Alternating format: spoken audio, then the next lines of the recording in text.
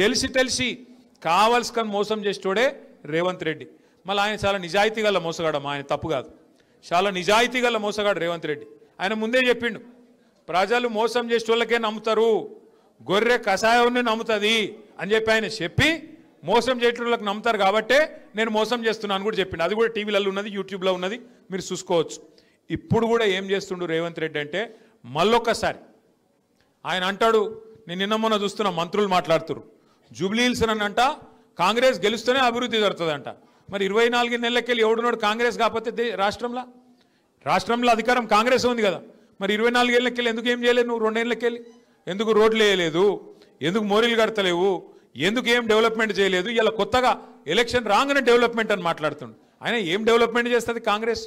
మీరు 65 ఏళ్ళు పరిపాలించారు దేశం, 65 ఏళ్ళు కాంగ్రెస్ ప్రభుత్వమే ఉండే, నువ్వు చేసేడుతుంటే మస్తుగా చేసేడుతుండే.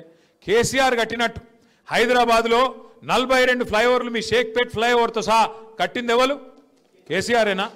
కేసీఆర్ గారు ఉన్నప్పుడు 1 కాదు 2 కాదు, మరి 40, 45, 50 ఏళ్ళు సరిపోలేదా కాంగ్రెస్ వానికి షేక్పేట్లో ఫ్లైఓవర్ కట్టనికే?